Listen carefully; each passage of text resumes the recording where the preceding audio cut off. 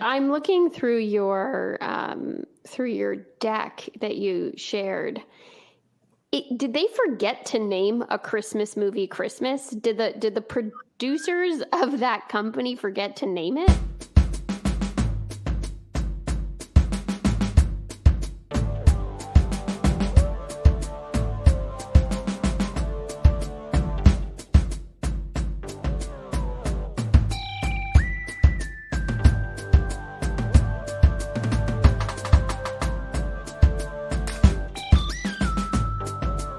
Here we are, and welcome to another holiday edition of the Friday Night Movie Podcast.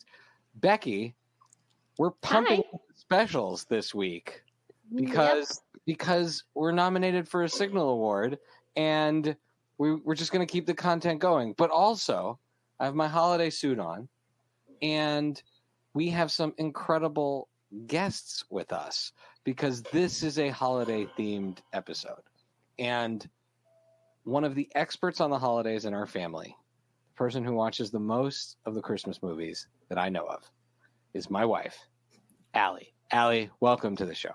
Already everyone has bought in to this episode because you were here, returning after your... It gives us credibility. Yeah. This is really niche. This is what I bring to the table, and so I'm honored to be able to wow you all with my completely superfluous knowledge of this niche film genre. Yeah, and Allie did South by Southwest, and now Christmas movies.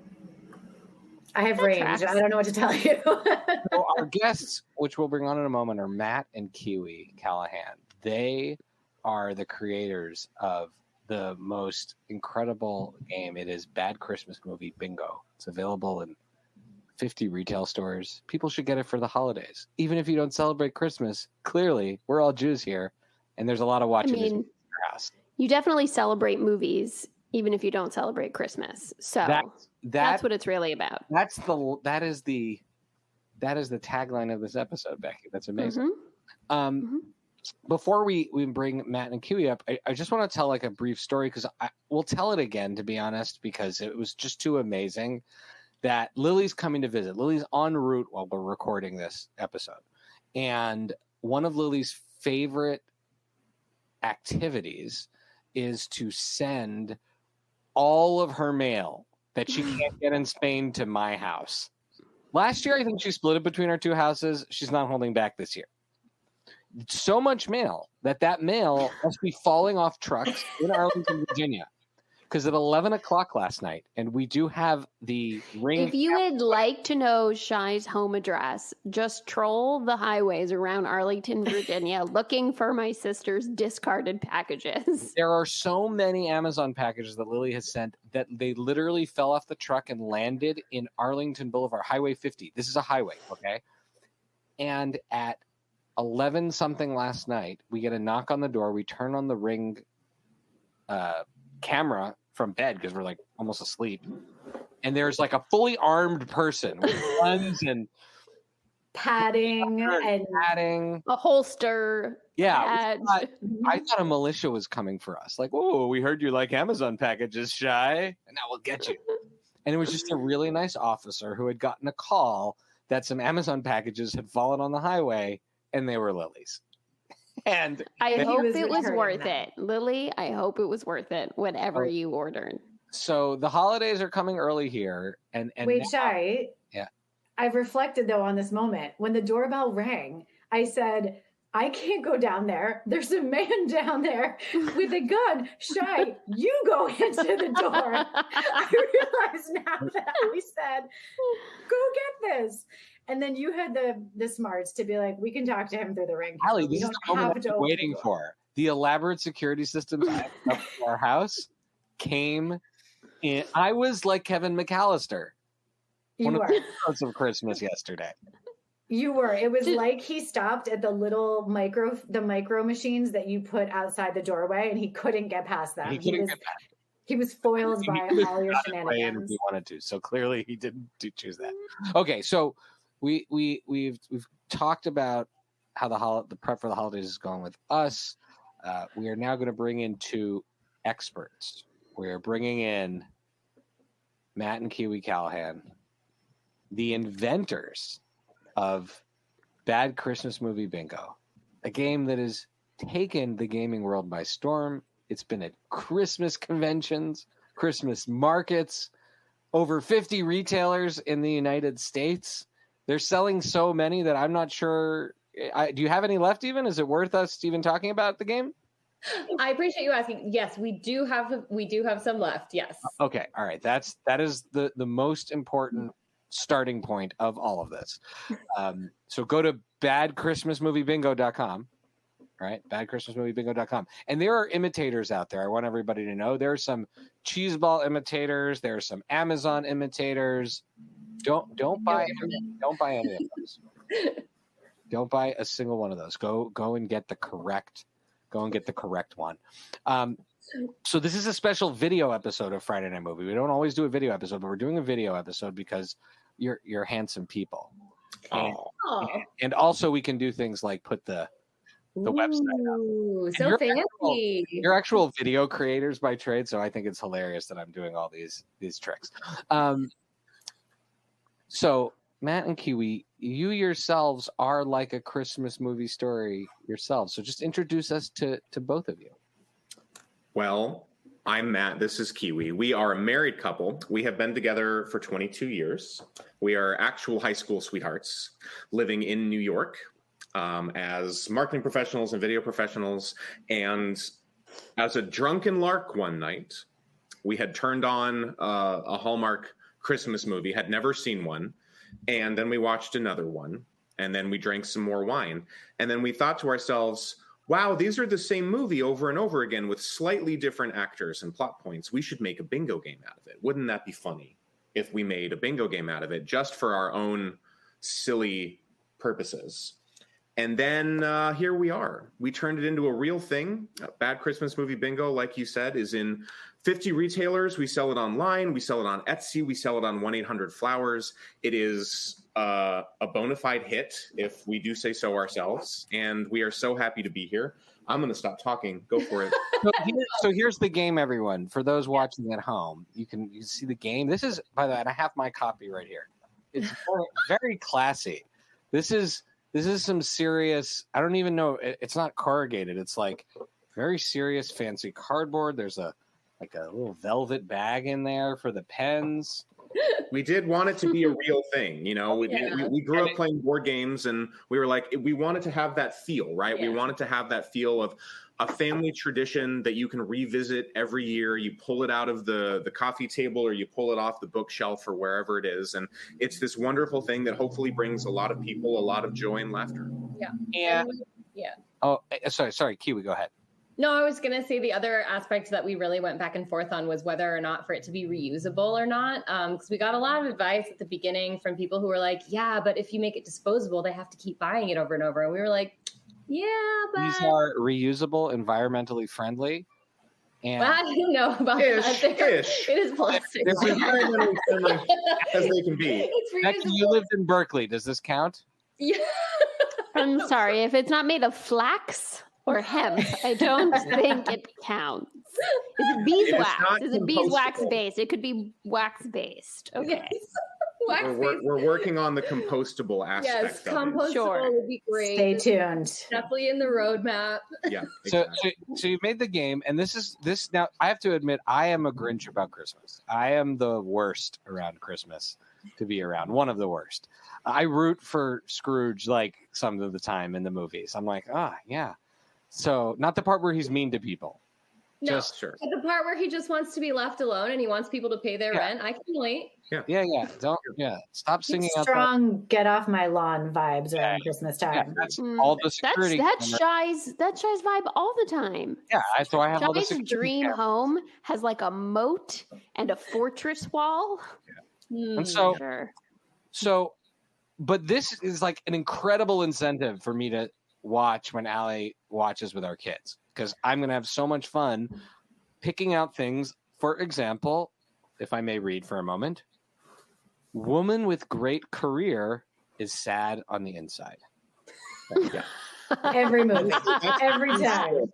That is the key square that kickstarted the entire thing. Because no matter what movie you're watching on any channel, it always starts with a career woman in the city. And she's got a high-powered job. She either is a marketer or an interior designer. And she's sad inside. And it's because she doesn't have a man. And she often has a business item to do that has to be wrapped up immediately before the end of the calendar year in a way that makes absolutely zero sense for anyone who has a real. I feel like we're forgetting about all of the bakers and pie makers and small shop owners. So right here on there is flirty baking. That's one of the other bingo things.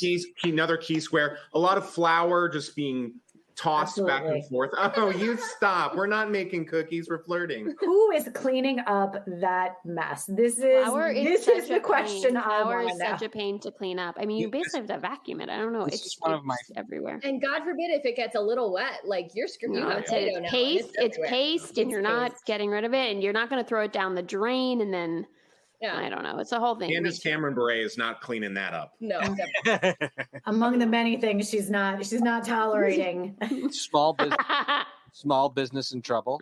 Oh, good one, Allie. That just registered in my brain. Well played. A small business in trouble. I feel like it's often the bakery that possibly. Yes, indeed. Yes. Mm-hmm. Another square along those lines that I really love is a business run by women is failing. You'd be specifically, yeah. It's like two women running a year-round Christmas store, and they're like, these bills, they're just piling up. I don't know what we're gonna do. So, and then there's another one which I really love because the irony of the fact that my wife in particular, who has worked in reproductive and sexual violence justice for the better part of the last 20 years. Thank you for your service. Yeah, one of the squares you have is just a circle with a line through it with the word feminism in it.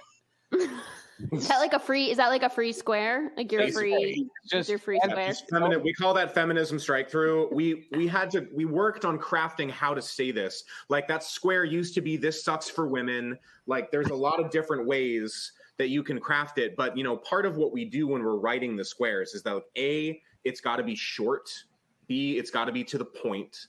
And you have to be able to get the humor of it across to like my mom's age and our age and like younger people. And so it's a lot of fun to figure out how to word these things. And we just figured feminism with a big circle and slash through it really got the point across. I think you all nailed it because you don't have to think, are we talking second wave feminism, a third wave? Who's feminism? No, it's just all it's the feminism for all anyone the feminism who cares about feminism. When that mom comes on the screen, she's like, well, honey, I know that you have a career, but are you a person if you don't have kids and a husband? And then it goes to commercial break. And you're like, wow, ooh, that just really great job, Hallmark. Like, even more problematic when it's like the dad and you're like, okay, all right, wow. Thanks, Dad. Thanks for chiming in, I guess. Like, it's like his only line in the whole thing. I know these must exist because they're all on your board. And so my rule of Christmas movies, of bad Christmas movies, not Christmas movies in general, because there are a lot of great Christmas movies, but is if there isn't at least 2 Vanessa Hudgens in the movie, I'm not watching. Are you even playing? Like, I'm not interested. Is it even a movie? There are a startling number of movies that fit that criteria. That's right, and we watched them all. I mean, those, as long as they add a new Vanessa Hudgens to each edition of the Princess Christmas, what's it called, Allie? The Princess Switch? The Princess Switch. The Princess Switch. The Princess Switch back, the Princess whatever. Switches again. The Princess switches to the future. I don't know. The Princess switches with a vengeance, switch harder. All of those just keep piling on, like Orphan Black, Vanessa Hudgens.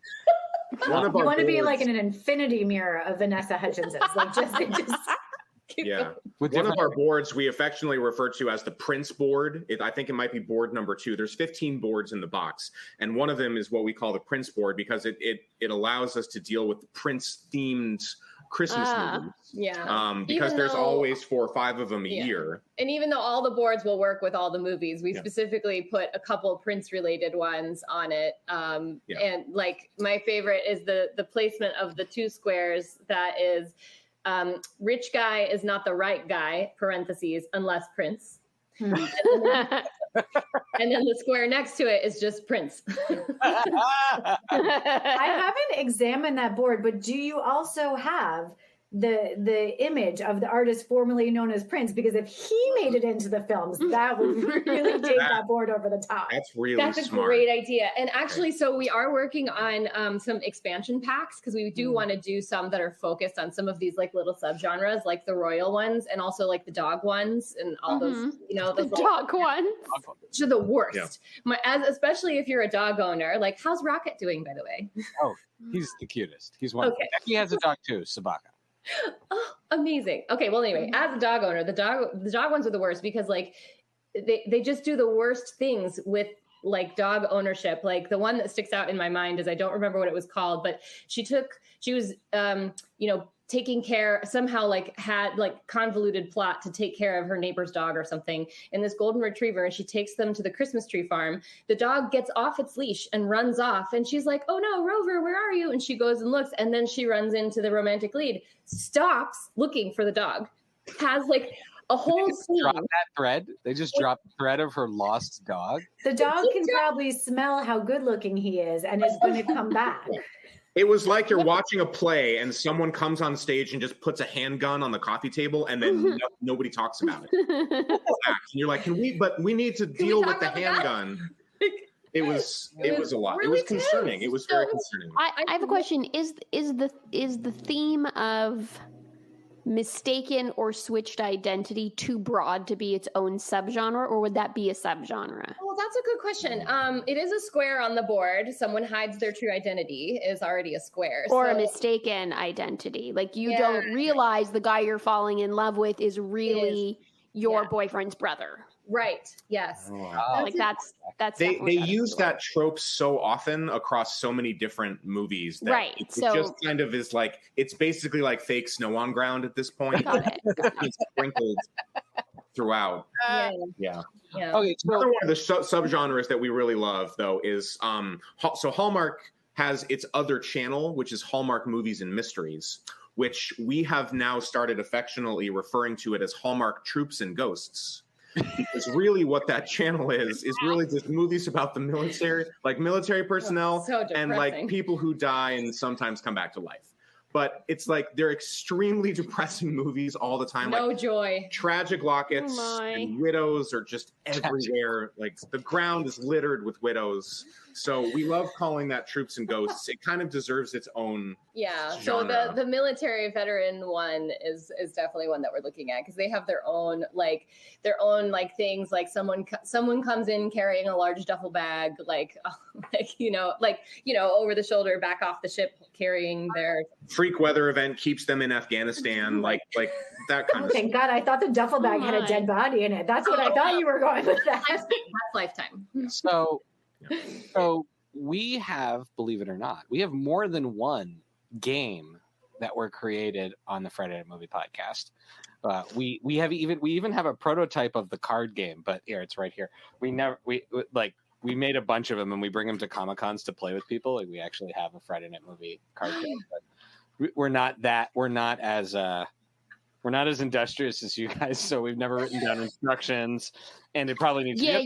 You can't just like hand that to someone; they will not know how to play. But that's you would need. The game is like one of the roles as the host, because it's a podcast type. So it could only be played with one of the three of us.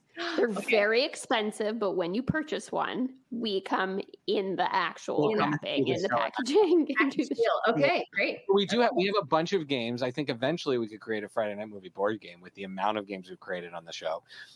But the original game, the OG, the one that is, how could we not play games with you? It's called Buy, Rent, or Meh. Okay. Sure. I think you got it. Yeah, that makes perfect sense. Yep. I don't understand it right away. You guys seem to get it. 3 things, and you will rank them accordingly. Buy, rent, or meh. And the most important thing is that you explain your answer.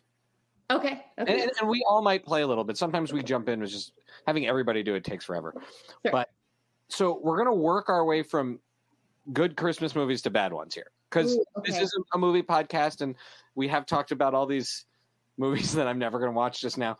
But I am going to watch now that I have this game. Like, honestly, I hope Hallmark is sending you guys a check because more people are going to watch their movies because of this game.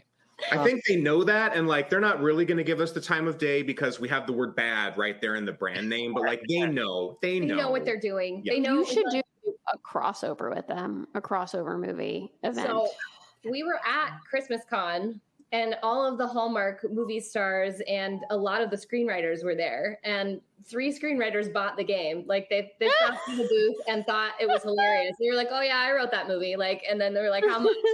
That's amazing. And now when they get stuck, they just pull out your game and they're like, yeah, if anything, it's only going to make it better. Yeah. They're like, I need a thing. Tragic locket. Yeah, let's add a tragic locket. Tragic locket. Right. This is a bingo game, or it's one of those like writer's assistant games, you know, that helps you writing prompts.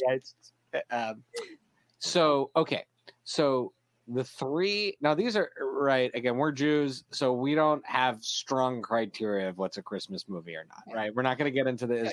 For us, Die Hard's a Christmas movie. That's totally for us too, though. Although last year we tried to reclaim it as a Hanukkah movie. It's an underdog story. There's a lot of fire. That was my whole pitch. Totally makes sense. We kill a German guy in the end, so I think that totally. Amazing. Oh my goodness. Oh, good. Kiwi, will you come back many times? Okay. So Die Hard. And if you haven't seen the movie, even better, we'll explain to you what it is. Then even more fun to give your opinion on it. Okay, perfect. Amazing. Die Hard, Kiss Kiss Bang Bang, which is Shane Black, Robert Downey Jr., and Val Kilmer. And Monaghan, right? Right? Michelle Monaghan? Yeah, Monaghan. I don't know. I don't remember the last time I saw that movie. Yeah. And Violent Night, which Allie and I and Becky and I just saw in the theater on Allie's birthday, starring David Harbour. And these all kind of have a certain similarity of violence, but also some funny violence. Okay. All right. I mean, yes. Lead off. Okay. Yeah. I mean, so Die Hard is bi. Definitely. Absolutely. Correct. Right. It's so classic. I don't think there's a single wasted scene in the entire film. Him walking on the glass is so iconic. It's just such a beautiful movie. And it absolutely is a Christmas movie. So it leaves you with all the right feelings, you know. At what age would you show your children? Kiwi's met my children. You've recorded them. Well, I'm not a good person to ask this because in my family, I was not allowed to see PG-13 movies till I was 13. And I was not allowed to see R-rated movies until I was 17. My parents, as soon as Die Hard came out on VHS, they like made sure I watched it. They were like, this movie's amazing. You have to see it. So your education started early. I don't remember not knowing about Die Hard. Like, there's no period in my life before Die Hard existed. It's like part of like an early core memory. I saw so many worse movies in terms of like violence and gore and language by the time I was like 12 than Die Hard. I really think Die Hard is fine for like a 13-year-old. Like, I watched Speed at a slumber party, and when I was like, I think 11, and that like I still have burned in my mind the scene in the subway where somebody shoots the subway driver in the back, and I think it was the first gun violence I'd ever seen, and I was like, not the part where his head is severed by the oncoming like end of the I don't even tunnel. remember that, so I think I must have. I must have like, or by then your eyes were just closed. Or, I don't know. Maybe my mom picked me up after that. I'm not really sure. Yeah. So Die Hard, Kiss Kiss Bang Bang, Violent Night. Yes. Okay, sorry. Okay, so it's been a long time since I've seen Kiss Kiss Bang Bang. Me too. I remember it being great. But the other problem is that I haven't seen Violent Night. So I think I would rent Violent Night because I want to see it. And then I think we're going to have to Kiss Kiss Bang Bang, even though I'm in agreement. Not necessarily one thing is that meh isn't necessarily last place. Meh can mean exactly how you said it. It's not a long time ago. I'd rather see a new movie, so I'm going to meh. Allie and Becky, I feel like, how do you feel? I mean, you'd probably flip both, right? I'm gonna buy. It's hard because I've seen all of them and I just saw Violent Night, but I don't want to meh. But I might flip it because I would, I haven't seen Kiss Bang Bang in a while. I'm like, ooh, I am kind of curious. But this is just a coincidence of what I've seen more recently. But the point is that Die Hard is the buy. Die Hard's the buy. And honestly, I have no recollection of Christmas being even in Kiss Kiss Bang Bang. So that can easily be my meh. Yeah, that actually makes sense. I don't remember that being Christmas themed. Oh, well, all right. It's very Christmas themed. All right, so the next one we're going to go with are Christmas Carol adaptations. Oh, okay. Okay. So your first option is Scrooged, starring Bill Murray. Peak late 80s Bill Murray era, or maybe early 90s. Then The Muppet Christmas Carol with Michael Caine. Calm down. And then I'm going to throw in a new one because we saw it and we loved it. Spirited with Will Ferrell and Ryan Reynolds. Before we do this, I don't know if you can hear this, but my dog is whining back here. I think she's feeling really jealous that she's not part of the broadcast. She can be in the show. Yeah, I think we're going to need to give Bianca a cameo. That's great. Here she comes. Here comes Bianca. She's our viewers. Hi, puppy. Dog. What kind of dog That is a tiny She's a Chihuahua. It is a Chihuahua. That's so tiny. Oh my goodness. Yes, you can sit with us. Okay. Sorry. Thank you for accommodating our dog's neediness. I know my answer. No, you're clearly. Okay. Go ahead. Muppet Christmas Carol is by for sure. I think that definitely qualifies as my favorite Christmas movie of all time. And which is a tough, I'm aware that that's a big statement. I'm also going to go ahead and say that it is objectively the best depiction of Christmas Carol on film. It's so awesome. I really do. I love it. It's so awesome. Yep. Yeah. Michael Caine is just like Michael Caine. I remember reading this in an article somewhere. It was so right. It's like, they came to Michael Caine and they were like, we're going to do Christmas Carol, but, it's with Muppets. And, so you're going to be Scrooge, but it's Muppets. So just go nuts, whatever you want to do. And he's like, I'm going to do the most deadpan, awful, evil depiction of Scrooge possible. And they're like, okay. I mean, we have Gonzo right here, but if you want to do that, sure. And he just nails it. It's like he's in his own movie doing his own thing, but it still works. Yep. Such a phenomenal film. Yep. In terms of Rent, I'm going to say the new one with Will Ferrell and Ryan Reynolds, because haven't seen it. But love both of them. Phenomenal. And I think it's getting great reviews too. I think it's generally being well received. I'm very excited about it. It's got some musical stuff in it. And then if I have to do a meh, it's going to be Scrooged. Yeah, only again because of the long time ago thing, but not necessarily as a judgment. Yep. Yeah. Scrooged is one. So the Christmas, despite me not loving Christmas movies, the Christmas Carol story is one that I really love because I love the overall message and arc of seeing your life past, future, present. That whole thing is. It always teaches me lessons. I love that the only way a capitalist is going to do the right thing is if he's bullied into it by ghosts. I think that's heartwarming. Okay, and the last ones in our category, because you are scientific experts, okay? I went to an authoritative source. I went to the Anthony Fauci of Christmas knowledge. Wow. Which is Good Housekeeping. I don't know. I went to their website. They had a list of the top 40 Hallmark Christmas movies specifically. And I went to the top 3 according to them. Okay. I need to go back to that and go through and check off how many I've seen. It's going to be ugly. I'm very interested. Okay. These are the top 3. I don't know what order I put them in. The Christmas Train, starring Dermot Mulroney and Kimberly Williams Paisley. Yep. While on a cross-country train ride home, Tom meets interesting characters, including Kimberly Williams Paisley's Eleanor, who opens his eyes to the true meaning of Christmas and life, for that matter. So that's number 1. Naturally. Number 2 is Let It Snow, starring Candace Cameron Bure. I remember. And she plays Scrooge in it, who hates winter.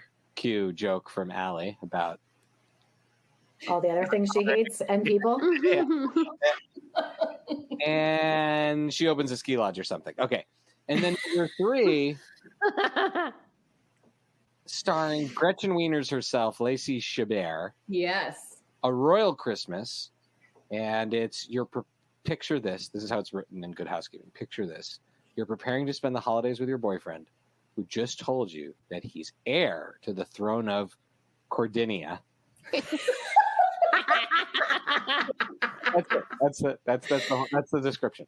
I mean, I'll have to look it up, but I'm pretty sure that qualifies as a fictional town/country, which is a bingo square. But I'm not 100% sure. Oh, as it deserves to be. That is a beloved trope. So, which of these do you buy, rent, or mint? So we are going to go with this purely on how well these movies do with bingo, not based on how good they are, because they're all garbage. But I couldn't ask for more in your answer for bingo. Yes. So I'm gonna put you all in the big box for this too. This is going HD here, people. Whoa! Wow! The big box. Okay. How do you feel about that? How do you feel about it, Bianca? Remember, Bad Christmas Movies, bingo.com. So the Lacey Chabert one is the buy. It was a royal.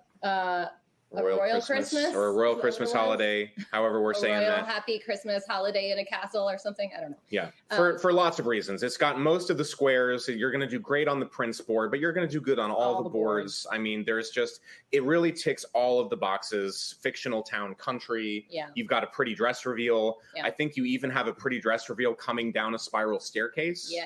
Wow. Which is like the quintessential pretty dress reveal. Yes. That one's definitely the buy. And then Rent is kind of a toss-up because the other two are good. I feel like Candace Cameron Bure, though, has to be the Rent. She's a step up from the Christmas Train. I feel like I remember the even with America's fiance, Dermot Mulroney. I mean, this is a tough call because train ones are weird. The travel movies are sometimes difficult for bingo. You could actually classify travel Christmas movies as almost its own category. You've got the whole thing where like they're stranded in the airport and they both rent a car to get home to Iowa or wherever they're going to see their families, and it's like the travel home for Christmas one. They're dicey. Yeah, they're sort of hit or miss. And I can't remember how this particular one was. I feel like because it was it was good. I feel like it was good for like the magical helper type squares. And like maybe there's a magical, like the train might even be. Normally the train conductor is a ghost in these scenarios or like an angel or a troll or however they get around. I'm really happy that the train conductor isn't like a mystical Jew. That would really freak me out. You know what? I bet you if we go back to some of the 90s movies, though, I bet we'd find. We gotta stick some Hanukkah in here. We'll make the train conductor. We're being inclusive. Why are you so mad? We'll make the guy who collects the tickets and the money. Yeah. All right. We can make that joke. Okay. Matt and Kiwi Callahan, creators of Bad Christmas Bingo. Before we head on out, we always like to do our shout outs and recs. This is when you shout out and make recommendations. Our shout out, of course, here today is Bad Christmas Movie Bingo, which people can get at badchristmasmoviebingo.com and lots of other places.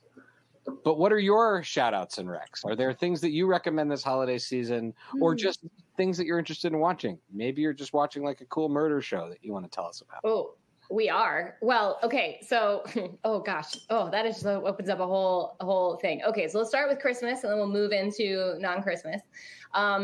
We're talking about this on the pre-show, but I want to mention again, there is a new Netflix movie starring Lindsay Lohan called Falling for Christmas. And it is quite possibly the greatest bingo movie of all time. Guaranteed riotous laughter. Multiple bingos, possibly blackouts. Like if you're playing this as a drinking game, like you should. Don't do it with shots. You'll die. Like just wine or beer. Yes. Because you're still going to get hammered. It's such a phenomenal bingo movie. Yeah. So that's a great call out. I love that call. Yeah. So that one for sure. And then in terms of good Christmas movies, I think there are a lot of really well-known ones, but I want to shout out one that is maybe lesser known. It's an animated movie called Arthur Christmas. And if you haven't seen that one, it's like that little worm guy. No, it's not.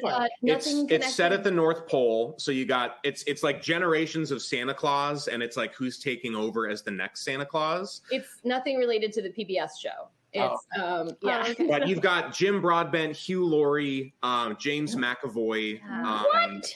Yeah, really fantastic cast, and like it's a great, clever movie. Like I think there's a lot of like thoughtful details, and I just really like it a lot. It's one of the few movies that have come out in recent times / decade that has become part of our like annual must watch list. Yeah. So big shout out to Arthur Christmas. Yeah. Love that. Non-Christmas wise, we are watching a couple mystery shows, partially because we're also watching a lot of trashy mysteries on Lifetime and Hallmark, because our next game is actually Bad Mystery Movie Bingo, because the rest of the year, Hallmark and Lifetime are just doing these terrible mysteries, which are equally bad for women, if not worse, because, you know, at least like most women live to the end of a Hallmark movie. But that's not the case in these Lifetime mystery movies. So that's happening. But then in terms of good mysteries, we're watching a BBC show called Vera, which we really love. There's a few seasons of that on Amazon Prime right now. And then I have never seen Better tell Dad, Beck. Better tell Dad if he hasn't already watched it. He loves a British mystery. Yes, It's so good. And I have never seen The Killing. So we just started that. And we're introducing her to that. Obviously, so it's Lily, our other usual host. That's her. I think she's seen that show. Yeah, that's totally amazing. Fantastic. These are amazing recommendations. Matt and Kiwi, we're so excited to share your game with the world. And I actually have here, I have upstairs, and I have an extra copy because I bought a bunch last year, remember? Oh, I do remember that. So when someone hears or sees this and you message me, I'm giving you this game. So there's like a giveaway here too. Ooh. You're going to get a copy of the game. So just reach out to me and I'll figure out how to get it to you. And while you're reaching out and doing fun things, remember, folks, the Signal Awards voting is still alive and well. It is, I'm going to put it up too, but you can vote until December 22nd. All of the information is on our socials on @FridayNightMovie. You just go to the links. There's places to vote. We are up against the one and only Conan O'Brien for best co-host of a limited series. It's just us and him, and we are down by 2% right now. So we are hanging in there. Can we vote multiple times? No, you cannot. You got to vote. No. Saying this honestly, I have so many Twitter and Google accounts, though. I can make this happen. The Signal Awards have integrity. Integrity. They will not accept votes from. I bet you have relatives. So right. You know. And with that, we want to thank our guests, Matt and Kiwi. Thank Allie for coming as our in-house expert and our guest host on a regular basis, and Becky, who's braving parenting multiple sick children, and at any given moment, someone might throw up on me. That's basically where we're at this week. We'll release this on YouTube and on Reels on Instagram first, and then the audio will come out later, so that way we can make sure to hype the game in the holiday season as much as possible. And let's see, our theme song is by What Does It Eat? You can follow me at Pancake Fort Table. You can follow Becky at FNM Sisters on Instagram. And you get Lily Friday with Night that. Movie Sisters. Yeah. I don't think Allie wants to be followed. Do you want to be followed, Allie? I don't even remember what my Instagram name is, so I'm good. Nice. Christmas movies at Bad Xmas Bingo is the that is us across all platforms: Instagram, Twitter, TikTok. Even I figured out how to do TikTok. It's a whole thing. It's a whole thing. Yeah. And our theme music, which gets put in post-production, is by What Does It Eat? And thank you so much for doing this. Bye, guys.